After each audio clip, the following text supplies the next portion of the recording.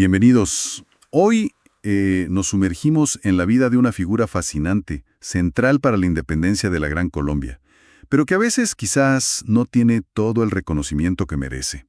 Hablamos del almirante José Padilla. Exacto, una figura con muchísimas capas. Y para guiarnos tenemos como base un trabajo muy detallado. Es del vicealmirante Jaime Jaramillo Gómez. Se titula El almirante Padilla, vida y obra libertador de los mares gran colombianos, publicado por la Sociedad Geográfica de Colombia. Una investigación muy exhaustiva, basada en documentos. Sí, una fuente fundamental para entender a Padilla.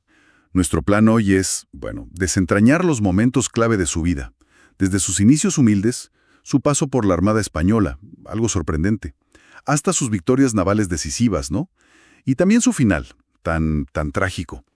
Queremos ver cómo influyó su origen étnico y por qué su legado es complejo. Bueno, pues, empecemos a desempacar esta historia. Por el principio, ¿te parece? Sus primeros años. Claro, y creo que es vital entender algo desde el vamos, algo que la fuente subraya mucho, su origen. Padilla no es solo un militar, es un símbolo, digamos, de las tensiones sociales, raciales de la época. Nació pardo, o sea, una mezcla de ascendencia africana e indígena, y eso marcó toda su vida, las oportunidades y los prejuicios que enfrentó. Hablemos un poco más de eso. Nació en Riohacha. Hay una pequeña duda con el año, 1778 o 1784. Sí, hay esa discrepancia en las fuentes. Su padre, Andrés Padilla, afrodescendiente, calafateador de oficio, reparaba barcos. Y su madre, Josefina Lucía López, de origen indígena guayú. Por eso la clasificación de pardo o a veces sambo, ¿no? Exacto, clasificaciones de castas de la época colonial. Y claro, sin acceso a educación formal, creció ayudando a su padre, a los pescadores. Aprendió del mar, en el mar. Totalmente práctico. Tanto que consiguió su propio cayuco, hacía transportes. Pero un golpe duro fue la muerte de su madre. Sí, eso lo afectó mucho, según relata Jaramillo. Cayó en una depresión. Y aquí viene un giro interesante. Con unos 14 años, su habilidad con el cayuco llama la atención de unos marinos españoles. Ajá. Y le ofrecen unirse a ellos. Exacto. Y bueno, tras la muerte de su madre, y con permiso del padre, acepta. Se embarca como mozo de cámara, rumbo a España. Este inicio ya muestra esa conexión total con el mar, ¿no? Una habilidad natural. Y quizás también una búsqueda de otro rumbo, un escape tras la pérdida. Y ya en España, como mozo de cámara, tendría acceso a un sueldo. Y, importante, aprendería a leer y escribir formalmente. Correcto. Una oportunidad que no habría tenido en Riohacha. Y esa aventura lo lleva, nada más y nada menos que, a Trafalgar. Trafalgar, sí. A bordo del navío español San Juan de Nepomuceno, ya como contramaestre. Estamos hablando del 21 de octubre de 1805, una batalla naval legendaria. Absolutamente. Y aquí la fuente nos cuenta una ironía, tremenda. ¿Cuál? Entre sus compañeros de armas españoles en esa batalla estaban Pablo Morillo y los hermanos Jore. No me digas, Morillo. Sí, a quienes años después se enfrentaría a muerte en América. Es increíble, ¿no? Vaya vueltas que da la historia.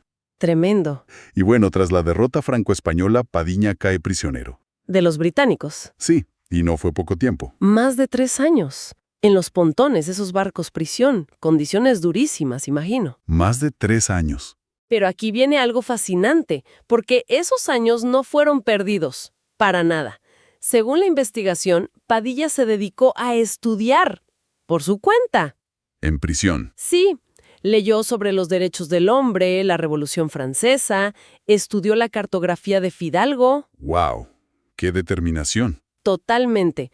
Un prisionero de guerra, en esas condiciones, formándose, absorbiendo ideas revolucionarias. Esa formación autodidacta fue fundamental para su futuro. Fascinante, de verdad. Lo liberan en 1809, cambia la política. España e Inglaterra se alían contra Napoleón. Ajá. Se reincorpora brevemente a la Marina Real Española y regresa a Cartagena a fines de 1809, ya con un cargo, contramaestres del Arsenal. Un puesto de cierta importancia. Pero, ¿qué pasa? Choca de frente con la realidad de su tierra, la discriminación. Sí, la fuente es clara en eso. Clarísimo. Su experiencia en Europa, las ideas que traía y ahora esta bofetada de racismo en su propia casa, Sí, todo lo empuja. hacia la causa patriota. Exacto. A partir de 1810 se une su habilidad naval ahora al servicio de la independencia. Y su impacto se nota rápido.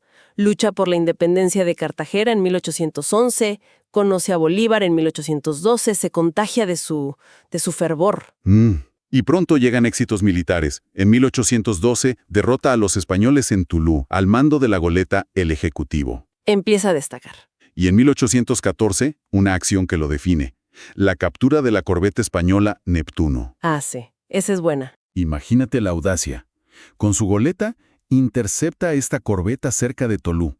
Llevaba a bordo a un mariscal de campo español Nada menos. y logra rendirla tras un abordaje.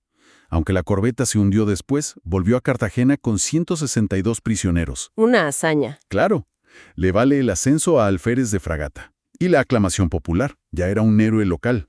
Pero su ascenso no fue fácil. La fuente de Jaramillo menciona un conflicto constante con Mariano Montilla. Ajá, Montilla, otra figura importante. Sí. Y la fuente atribuye esta tensión a, bueno, lo dice así, racismo no confeso y celos profesionales de Montilla hacia Padilla. Fuerte acusación. Sí. Y la cosa llegó a tal punto que Montilla lo encarceló brevemente en Cartagena en 1815. ¿En serio? Encarcelado por Montilla, un compañero patriota. Tal cual. Increíble. Pero la necesidad militar pudo más. Claro, porque venía Murillo. Exacto. Venía Morillo con todo a reconquistar Cartagena. Y los líderes patriotas sabían que necesitaban a Padilla. Tuvieron que liberarlo. Y vaya si lo necesitaron. Jugó un papel clave en la defensa durante ese terrible asedio de Morillo. 105 días. Hambre, muerte. Una resistencia heroica. Y cuando ya no se podía más, Padilla tomó una decisión audaz. En contra de la opinión de Montilla, dice el texto. ¿Qué hizo? Lideró la ruptura del cerco, por mar, con su goleta, ahora llamada Presidente. Logró escapar bajo el fuego enemigo, salvando parte de la flotilla. Una acción desesperada, pero brillante tácticamente, ¿no? Heroica, sin duda. Pero Cartagena cayó, y Padilla, como muchos, al exilio. Jamaica, Haití, se une a Bolívar. Luego lucha en Venezuela a las órdenes de Pierre. Allí lo hieren cerca del ojo derecho. Una cicatriz que dicen le daba un aspecto fiero. Sí, hay descripciones de la época. Un legionario británico lo describe. Herido, sí, pero también limpio, generoso, buen amigo, enemigo implacable, hombre de honor y coraje. Nos da una visión más humana. Venezuela lo condecora, Orden de los Libertadores. Se ganó el respeto en combate.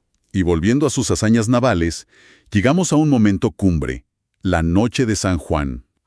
24 de junio de 1821. Clave. Cartagena seguía en manos españolas, pero sitiada por los patriotas.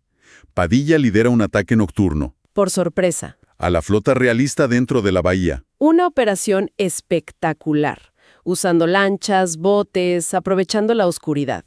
Y parece que hasta un fenómeno atmosférico ayudó.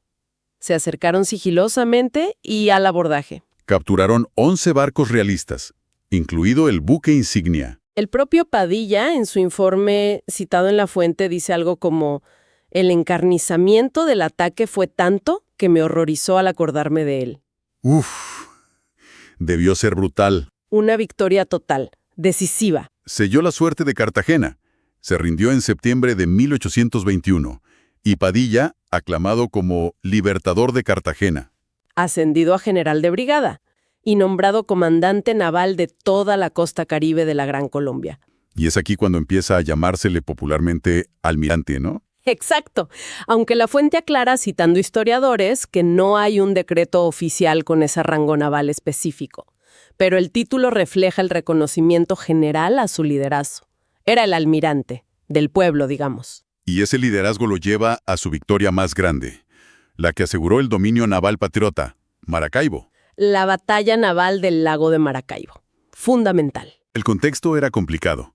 Los españoles habían resurgido en Venezuela con Morales entre 1822 y 1823. Sí, una amenaza real. Y Bolívar le encarga a Padilla la misión: neutralizar esa flota realista. Una responsabilidad enorme. Primero, en mayo de 1823, tiene que forzar la entrada a la barra de Maracaibo, superar defensas muy fuertes.